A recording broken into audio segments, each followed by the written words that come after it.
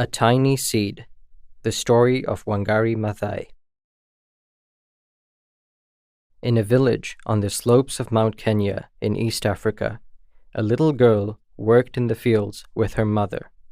Her name was Wangari. Wangari loved being outside.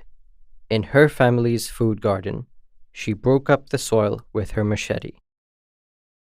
She pressed tiny seeds into the warm earth. Her favorite time of the day was just after sunset. When it got too dark to see the plants, Wangari knew it was time to go home. She would follow the narrow paths, through the fields, crossing rivers as she went. Wangari was a clever child and couldn't wait to go to school. But her mother and father wanted her to stay and help them at home. When she was 7 years old, her big brother persuaded her parents to let her go to school. She liked to learn. Wangari learned more and more with every book she read. She did so well at school that she was invited to study in the United States of America. Wangari was excited. She wanted to know more about the world. At the American University, Wangari learned many new things.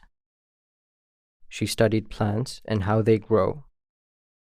And she remembered how she grew, playing games with her brothers in the shade of the trees in the beautiful Kenyan forests. The more she learned, the more she realized that she loved the people of Kenya. She wanted them to be happy and free. The more she learned, the more she remembered her African home. When she had finished her studies, she returned to Kenya. But her country had changed. Huge farms stretched across the land. Women had no wood to make cooking fires. The people were poor, and the children were hungry.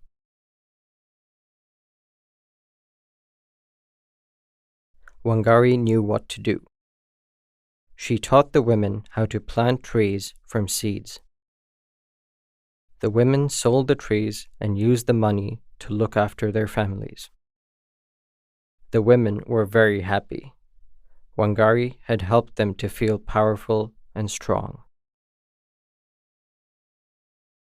As time passed, the new trees grew into forests, and the rivers started flowing again.